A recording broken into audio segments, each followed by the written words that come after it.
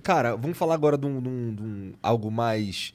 Um pouco mais tosco, mas mais moderno também, que é a tua doença que você acabou de superá-la, não é? Graças a Deus. Foi quando que tu fez o. Que tu teve Sexta- decretado que tu tá livre? Faz uma semana. É? Foi sexta-feira retrasada, vai. É? É. E como é que foi encarar isso, cara, pra você? Cara, tipo, na hora que você recebe a notícia, é uma porrada, né? Pô, tua esposa começa a chorar, tua mãe chora, teus amigos começam a te ligar chorando. Então, você fala, cara, eu não quero morrer. Claro. Pô, eu sempre fui um cara saudável, sempre fiz exercício, sempre me cuidei. De repente me aparece um linfoma. Eu fui fazer uma fisioterapia de prevenção para o joelho, porque eu tenho 3 cirurgias no joelho, então eu alongo, de vez em quando ele dá uma soltada. E no final ele me achou mais tenso e falou, vira, quero alongar teu pescoço. E ele achou um caroço. Eu falei, pô, você viu que tem um carocinho aqui? Cara, eu pus a mão assim e falei, não vi, mas tem mesmo. Ele falou, vai dar uma olhada, fala com teu pai, meu pai é médico. Não falei. Semana seguinte voltei na fisioterapia, aí ele alongou de novo e falou, você falou com seu pai? Falei, putz, Cadu Ramos, o fisioterapeuta. Falei, Cadu, não falei. Mas na minha cabeça eu falei, putz, ele tá preocupado, alguma coisa tem. Aí eu falei, pai, dá um pulinho aqui, dá uma olhada no meu pescoço. Ele olhou e falou, pode ligar para teus amigos e amanhã eu quero que você vá para o hospital.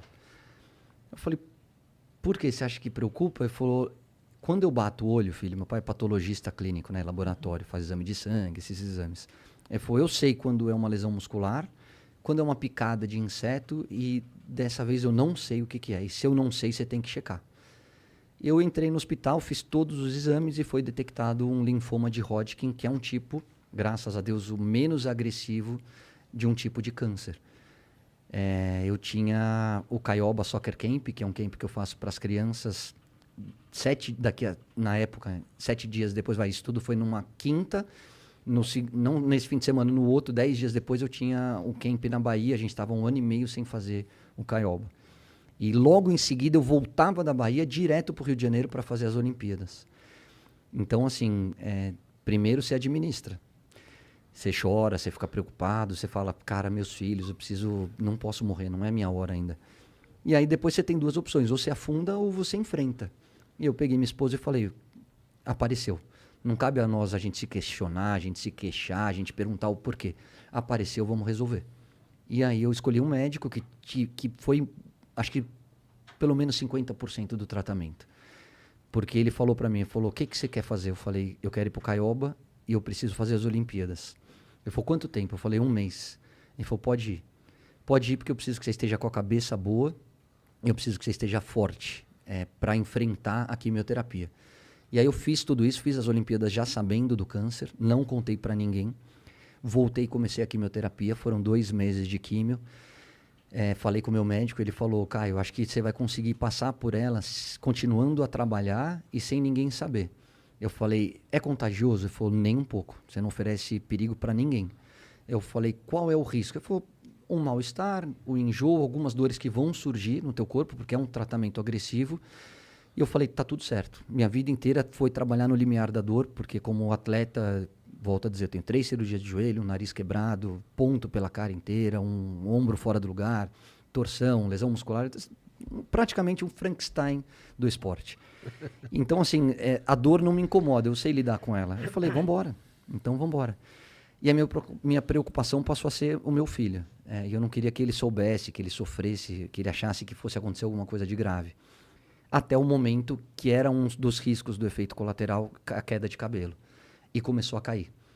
E aí eu vou falar para vocês que eu fiz assim uns 4 ou 5 jogos, fora os programas, com maquiagem pra caramba, porque eu tinha muita falha na cabeça.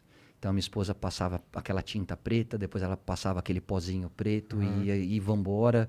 E ao invés de chegar 1 hora antes do jogo, eu chegava 20 minutos antes do jogo. Os caras, pô, você tá chegando em cima da hora. Eu falei, não, E na minha cabeça eu falei, eu sei que não é o certo, mas eles 1 hora vão entender. E acabava o jogo, eu ia embora, não ficava pra resenha. Por quê? Porque se você puxa meu cabelo, ele cai. E muitas vezes, se você encosta em mim, ele também cairia. Eu puxando o cabelo, eu ficaria careca. E foi uma libertação, cara. Aí na hora que eu cheguei pra minha esposa e falei, amor, acho que tá na hora da gente tornar público. liguei para a Globo, agradeço aos meus diretores, a Joana e o GG, porque eles foram muito legais. Eles falaram, primeiro, a decisão é sua, o que você quer fazer? Eu falei, eu quero tornar público. Ele falou, como você quer fazer? Eu falei, isso que eu queria discutir com vocês. Vamos através de uma rede social, vamos falar na TV. Era uma sexta-feira, era uma quinta-feira, e no domingo tinha Brasil e Argentina, uma besteirinha, um jogo quase não vale nada. E foi o que não teve, né? Foi o que não teve. E aí eles falaram, Caio, a decisão é sua. Eu falei, eu só queria continuar trabalhando, porque me faz bem. É a hora que eu consigo me concentrar, esquecer um pouquinho do tratamento, esquecer das dores. Ele falou, se você está forte, você vai continuar. E aí foi pensado, era véspera de um feriado, eu falei, por que eu vou soltar na sexta-feira? Porque já não tem programa de fofoca, né? De sábado até segunda-feira, pelo menos. A repercussão que vai acontecer é nas redes sociais. E aí é a minha palavra. E foi uma coisa que eles me disseram. Falou, Caio, a gente só queria te pedir uma coisa. Assume o mais... Se for para assumir, assume rápido. Por quê? Porque se as pessoas perceberem que você está ficando careca, vão começar a especular. E aí vão achar que você está mentindo, que você está escondendo. Então, a verdade tem que vir através de você. E eu falei, então deixa que eu vou fazer um vídeo. Eu solto na minha rede social e vocês podem soltar depois nos programas. E eu falo uma vez sobre o tema. Eu dou uma entrevista sobre o câncer. Eu quero depois me concentrar no tratamento. E quando eu tiver curado, e eu tenho certeza que eu vou estar curado, aí a gente volta a falar no assunto. E aí eles repercutiram no Globoesporte.com. No dia seguinte eu fiz uma matéria com o Felipe Andreoli pro Globo Esporte. E no domingo com o Galvão, aí eu já estava em casa, porque aí a Globo falou, ó, você está com câncer, cai a sua imunidade, você está tratando, fazendo uma quimioterapia, a gente precisa tomar um pouco de cuidado. Estamos no meio da pandemia. No meio de uma pandemia, fique em casa e faz por Skype. Eu falei, tá tudo certo. Não posso me despedir nesse jogo? Ele falou, não. Aí entra o cuidado que a Globo precisa ter. Eu falei, vocês estão corretíssimos, eu faço de casa. E o Galvão foi muito carinhoso, falou no jogo, né? Durante o jogo e no pré-jogo e pós-jogo sobre a doença, me desejando toda a sorte do mundo. E graças a Deus acabou. Fiz a minha última sessão de quimioterapia, repeti o PET scan, que é uma ressonância que você faz para ver se ainda existe algum caroço, se alguma parte espalhada pelo corpo, e não tem mais nada, o linfoma saiu, 100% de sucesso no tratamento. E aí eu falei, então agora vamos falar sobre o assunto, porque eu acho que eu recebi tanta mensagem carinhosa, e-mail, nas redes sociais, ligações, mensagens pelo WhatsApp, mas de tanta, muito mais do que eu acho que eu mereço, muito mais do que eu imaginava, de gente falando, cara, eu tô te colocando na minha oração, vai dar tudo certo. Pô, o meu vídeo deu 1,5 milhão de visualizações, é um número surreal, eu nunca tive esse alcance. E aí você fala, puxa, é legal, faz bem fazer o bem. Talvez agora eu esteja tendo um retorno que eu nunca imaginei, mas, poxa, eu sempre fui um cara que tentei tratar todo mundo com respeito, com carinho, respeitando as diferenças. E eu acho que isso é um legado do esporte, sabe? De você você joga e depende do cara do teu lado. Então, ele é mais pobre, ele é branco, ele é preto, ele é mais rico, ele é mais bonito, ele é mais... Dane-se, ali a gente tá junto. Então, eu sou um cara que aprendi a respeitar todo mundo e lidar com as diferenças de uma maneira que é o que eu procuro passar para a educação dos meus filhos. E aí eu falei, cara, num primeiro momento é só carinho e, cara, você vai sair dessa. Num segundo momento foi muita gente dizendo, eu já passei por isso, eu estou passando por isso, ou eu tenho algum familiar ou amigo passando e você não sabe como o teu vídeo fez bem. Eu falei, cara, é legal falar sobre o assunto, mas não falar sobre o assunto se vitimizando. É legal falar sobre o assunto mostrando assim, cara, enfrenta. Acredita na medicina, e a gente tem muitos caras bons, muitos médicos e médicas boas. A medicina no Brasil é uma referência. Você tem uma família boa do teu lado, você tem bons amigos. Levanta a cabeça e vamos em frente, porque tem fim e tem cura. E é uma coisa que eu aprendi. A primeira conquista é o diagnóstico da doença. Quanto mais rápido você diagnosticar, maior é o sucesso do tratamento. E eu diagnostiquei muito rápido. Graças a Deus, estava só no pescoço.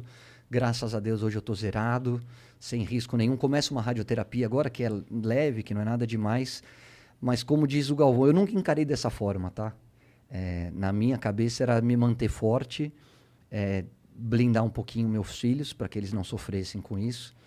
E passar de uma maneira muito serena por todo esse processo. Mas o Galvão falou, é o maior de um cara que se dedicou ao esporte, é o maior jogo da tua vida. E você vai vencer. E eu venci. Obrigado por ter assistido mais esse corte do Talk Flow. Este canal, Talk Flow, ele é feito por um fã. A gente aprecia o serviço dele. Como faz pra você ajudar a gente? Você, na verdade, pode se ajudar virando membro da gente. Caralho! O que você ganha? Desconto na loja, que logo mais vai vir produtos exclusivos. O que mais você ganha? Você ganha acesso aos nossos concursos de sortes.